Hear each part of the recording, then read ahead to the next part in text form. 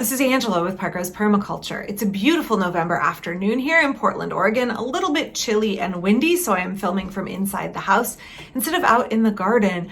I always feel really bad when there's wind noise that you guys have to suffer through, so sometimes it feels easier to film inside.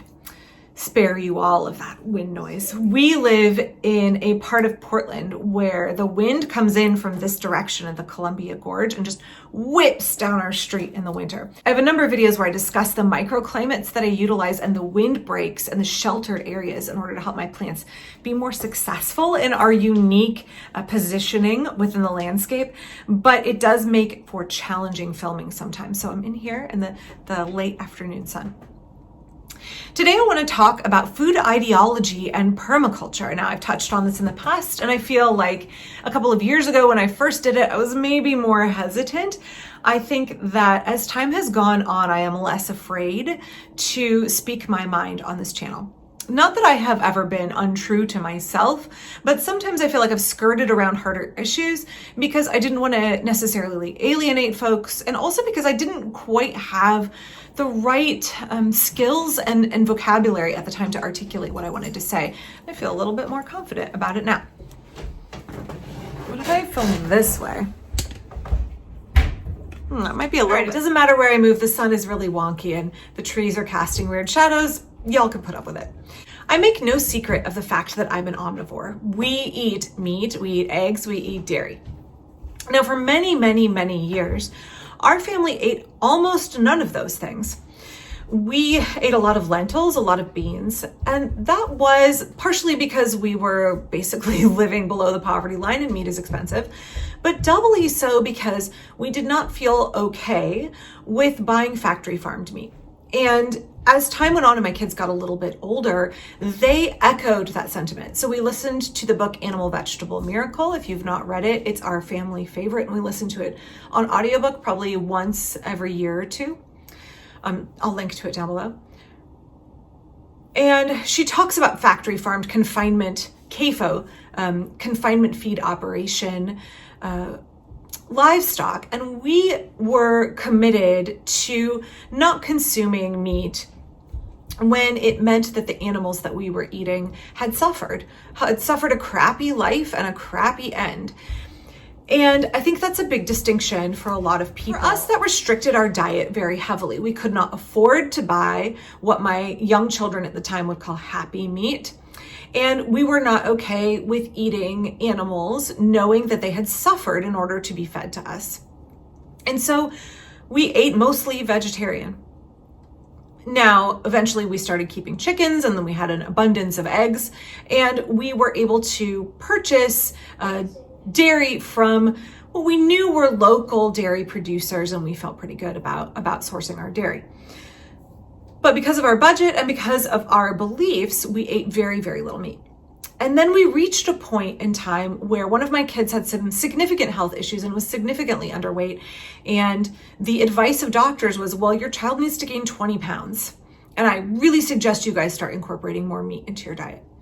And that led us via a friend to purchasing a quarter of a cow that was happily free-ranged, grass-fed, grass-finished, raised locally, and at the time was less than $3 a pound. It meant we had to save up and we had to buy a freezer in order to eat this way.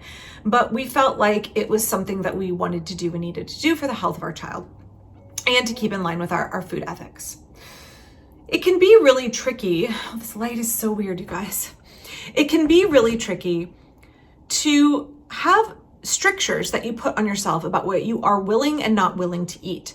When you have to interact with other people at restaurants, eating in the home of friends, having friends over to eat with you, it can be really fraught really quickly. And that's because people feel so strongly, so passionately about the food that they put into their bodies. Lately, I have received a round of comments from vegans on some of my posts because I make no secret about the fact that we're raising 2 turkeys, one of which I love very dearly, for the table. They're my eldest kid's poultry project. She wanted to experiment with, would it be possible to raise your own holiday turkeys on a 1/4 acre sustainably, and could you do it for less cost than buying a humanely raised free-range bird? Hi, George. Okay, here, this is what my 11-year-old says.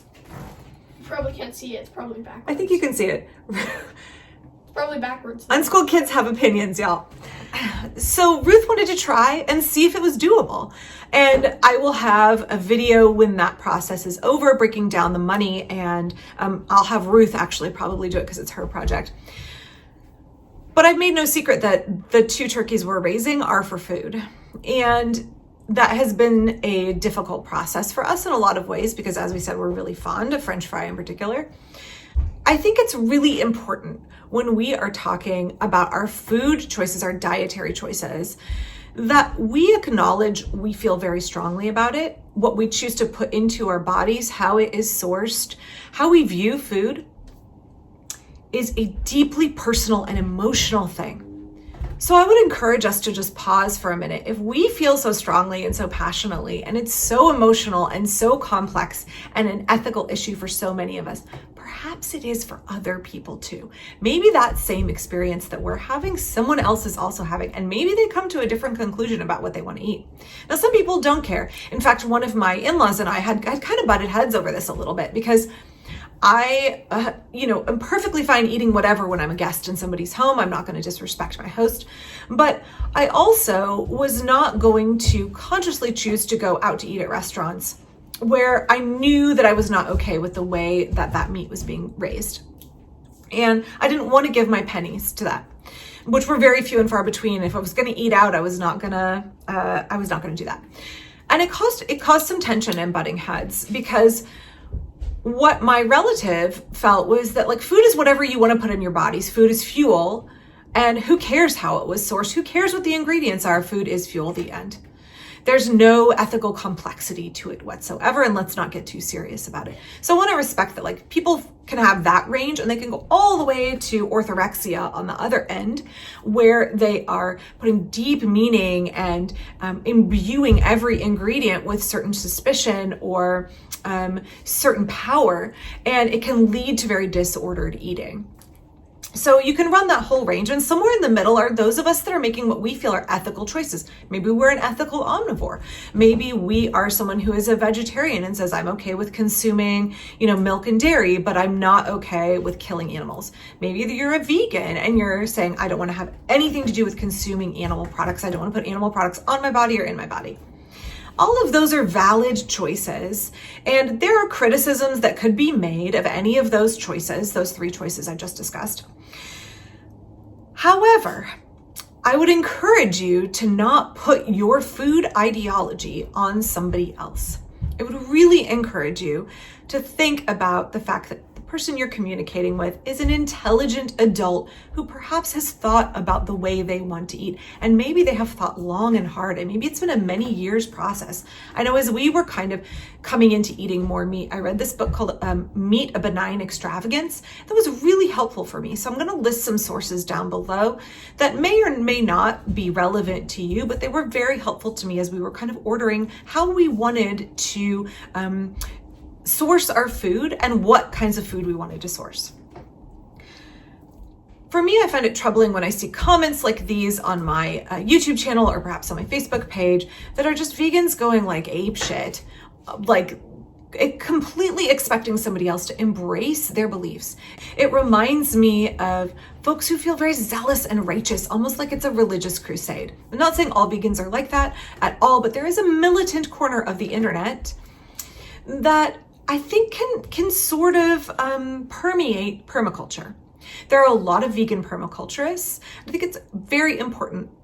We are looking to form a community, and that community will be site-specific. It will meet the needs of the culture of the people that are there. It will meet the needs of the household. Most cultures on Earth are not vegan.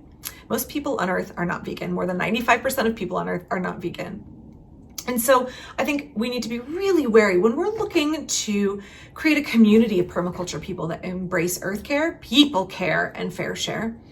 And we are looking to have designs that meet the needs of a group of people and the place in which they're living. That we don't get to superimpose our eating ideology on them. I keep having to edit because my 11-year-old has a lot of opinions on this video.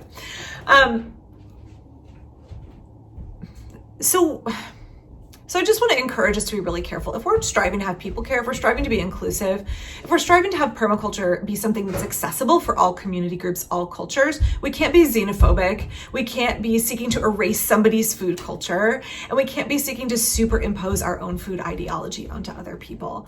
I make zero apologies for being an omnivore. I have no interest in having to defend the food choices that I make to militant vegans on the internet. I would expect that vegans who embrace permaculture should not be told they have to eat meat. What we put in our bodies is intensely personal. Those of us that want to grow our own food, those of us that are striving to try to do better by the planet and by each other, are going to inherently have strong opinions about the food that we consume. Let's remember that we live in a pluralistic society that includes pluralism of dietary choices. It includes a rich diversity of food cultures, and we want to be respectful of that in our permaculture. Thank you for watching today. I will be back very soon for my permaculture garden as my kid does the zoomies in the background. Please check out some of the resources down below in the description, and also check out my Patreon while you're there. That's a great way you can support the work of this channel. Thanks.